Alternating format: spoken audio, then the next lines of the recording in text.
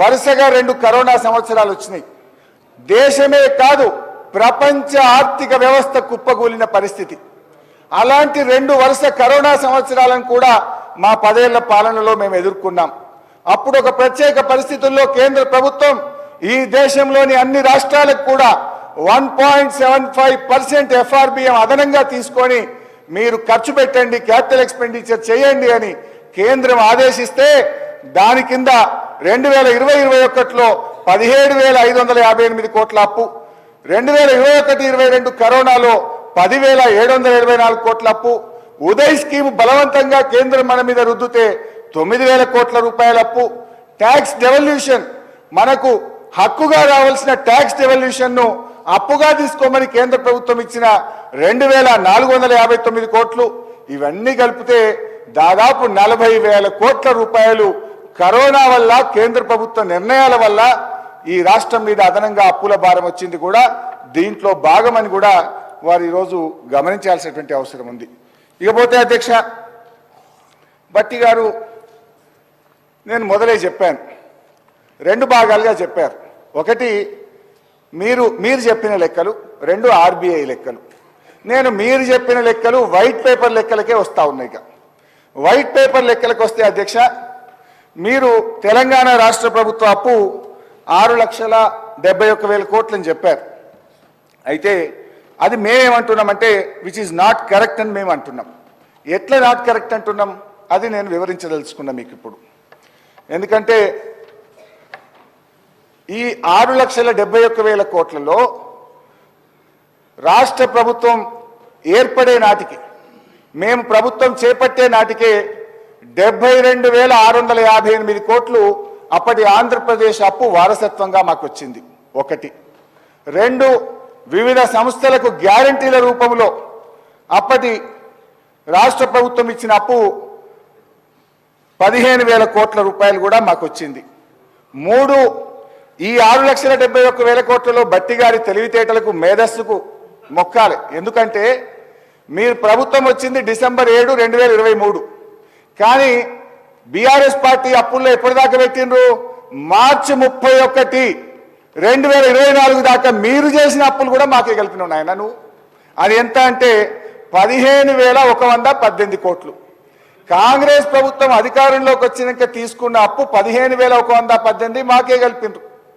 72,000 కోట్లు ఉమ్మడి ఆంధ్రప్రదేశ్ నుంచి వారసత్వంగా వచ్చింది, మా ఖాతాలనే వేసిండ్రు.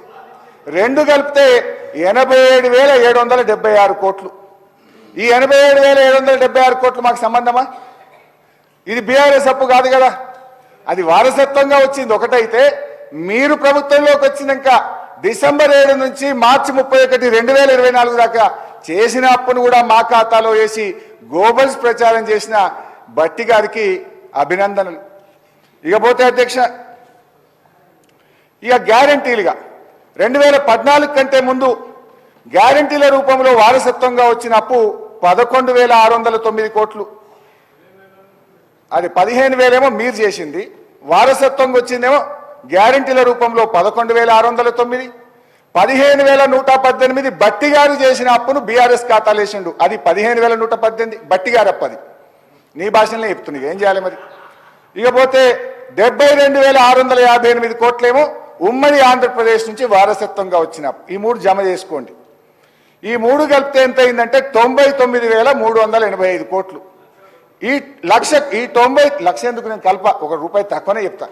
99,385 కోట్లలో అసలు బీఆర్ఎస్ పార్టీకి ఏం సంబంధం?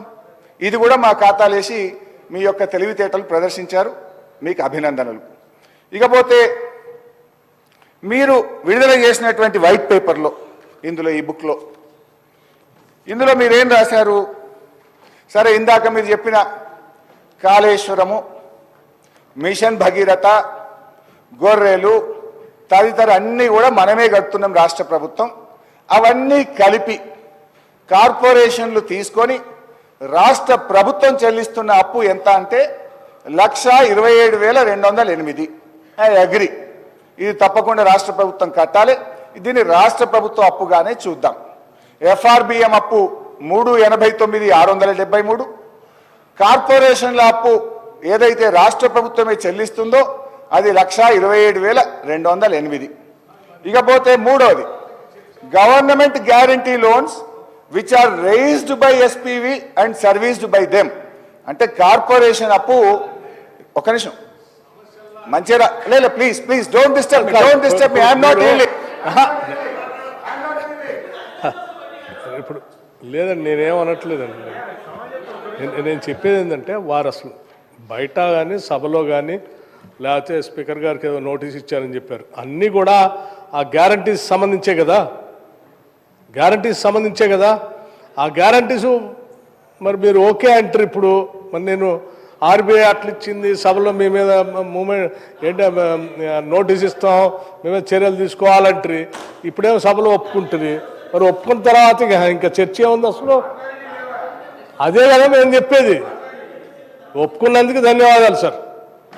ఒప్పుకున్నందుకు ఆర్బీఐ ద్వారా పుస్తకంలో చూపించింది కరెక్ట్ కాదు, మీరు చెప్పింది కరెక్ట్ అని ఒప్పుకున్నందుకు ధన్యవాదాలు. థ్యాంక్ యూ భట్టి గారు. ఆర్బీఐ లెక్క చెప్తా, మీ లెక్క చెప్తా. ఇప్పుడు మీ లెక్కలో ఉన్నా ఇప్పుడు మీ లెక్కలు మీ బండారం బయట పెట్టినాయి కదా. భట్టి గారు చేసిన అప్పు 15,000 మా ఖాతాలో కలిపిండు. ఉమ్మడి ఆంధ్రప్రదేశ్కి వచ్చిన 72,000 మా ఖాతాలో కలిపినవు. ఉమ్మడి ఆంధ్రప్రదేశ్లో మనకు కార్పొరేషన్ల ద్వారా ఉన్న 11,000 మా ఖాతాలో కలిపి 1,00,000 కోట్లు బీఆర్ఎస్ కు సంబంధం లేని అప్పును బీఆర్ఎస్ ఖాతాలో వేసింది. అయితే ఇప్పుడు కుల్లా చెప్పినా నువ్వు ఒప్పుకున్నావు. 1,00,000 కోట్లు మాకు బీఆర్ఎస్ ప్రభుత్వంలో చెయ్యని దాన్ని కూడా మా ఖాతాలో వేసినాడు, ఒప్పుకున్నావు, ధన్యవాదాలు. ఇక రెండవది ఇందులో ఇంకొక 2 ఉన్నాయి అధ్యక్ష. గవర్నమెంట్ గ్యారంటీ ఇవ్వలేదు, గవర్నమెంట్ కట్టవలసిన అవసరము లేదు. అది ఎంత అంటే 59,000.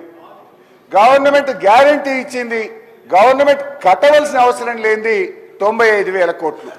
ఈ 2 కలిపితే ఎంతంటే అధ్యక్ష, గవర్నమెంట్ రాష్ట్ర ప్రభుత్వ ఖజానా నుంచి కట్టవలసినటువంటి అవసరం లేని డబ్బు 1,54,876 కోట్లు. అంటే మొత్తంగా అధ్యక్ష శ్వేతపత్రంలో మీరు చూపించిన 6,71,757 కోట్ల నుంచి మేము తీసుకోని అప్పు 99,385, ప్రభుత్వం కట్టవలసిన అవసరం లేనప్పు 1,54,876 కోట్లు తీసేస్తే బీఆర్ఎస్ ప్రభుత్వం అచ్చంగా చేసిన అప్పు ఎంత అంటే 4,17,000 కోట్లు మాత్రమే. ఈ 4,17,000 కోట్లలో కూడా కరోనా సమయంలో ఇందాక నేను చెప్పిన ఉదయ్ స్కీమ్ కానీ, రాష్ట్రానికి రావాల్సిన గ్రాంట్స్ కానీ, కరోనా సమయంలో తీసుకున్న 39,000 కూడా ఇలా ఉన్నాయి. 39,000 కరోనా ప్రత్యేక పరిస్థితుల్లో తీసుకున్న అప్పు కూడా కలిపి 10 ఏళ్ల బీఆర్ఎస్ పాలనలో తీసుకున్న అప్పు కేవలం 4,17,000 మాత్రమే. కానీ మీరు మొదటి సంవత్సరమే 1,27,000 చేసిండ్రు.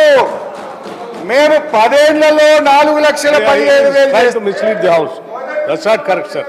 అధ్యక్ష, హరీష్ రావు గారు చాలా తెలివిగా సభను తప్పుదోవ పట్టించడానికి ప్రయత్నం చేస్తున్నారు. That's not correct. ఇప్పుడు వారు ఏమన్నారు, మేము వచ్చిన 3 నెలల పాలన కూడా తెచ్చిన అప్పుల్ని మీరు కలిపి చెప్తున్నారు అని అన్నారు. లేదు, ఒకసారి శ్వేతపత్రం 3 నెలల పాలన కూడా తెచ్చిన అప్పుల్ని మీరు కలిపి చెప్తున్నారు అని అన్నారు. లేదు, ఒకసారి శ్వేతపత్రం పుస్తకం ఒకసారి తీసుకోమని చెప్పండి అధ్యక్ష.